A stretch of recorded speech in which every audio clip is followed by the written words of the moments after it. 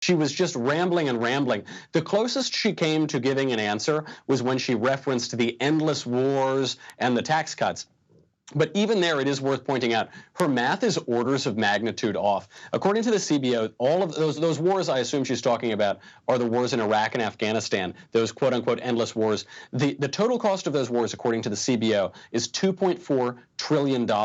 Her health care plan, just the Medicare for All health care plan, is 22.7 times more expensive than that. Her health care plan is per year is so much more expensive. It wouldn't make a drop in the bucket.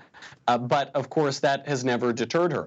She just goes on and on and on. The head of the DNC, Tom Perez, called Alexandria Ocasio-Cortez the future of the Democrat Party. Well, you don't need Ali Stuckey or any other video makers to make her look foolish. She does it all by herself. And we saw last night, 4 of her 6 endorsed candidates lost. So if that's the future of the party, God bless. I'm thrilled to hear it. Listen, Alexandria. I can't even decide whether I want the future of the Democratic Party to be democratic socialism so that they continue to lose, or whether I don't want us to get on that path because it's so dangerous.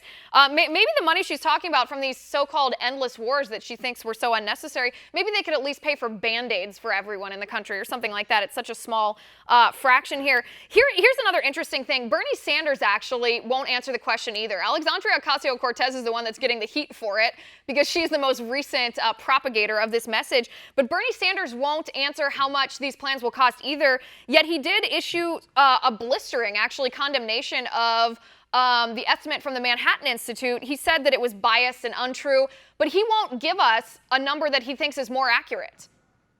Of course not. They can't. I mean, what is the answer that they're going to give? First of all, the number just doesn't work. Let's not forget, socialism is only in trouble when it runs out of other people's money, and it does eventually run out of other people's money. But the answer that they need to eventually come up with is massive tax increases on everybody. Don't forget, about half of this country pays very little, if anything, in taxes. It's not going to play very well in Peoria, or it's certainly not going to play very well among Cortez and Bernie Sanders' progressive base when you say you all need to start paying a lot more in taxes. So they promise the sun, the moon, and the stars.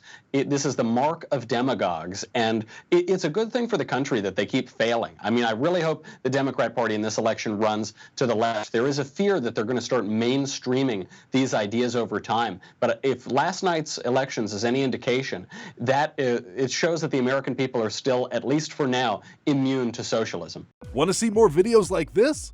Click on the link below and subscribe to One American News on YouTube, and call your cable provider and kindly demand that One American News is added to your lineup.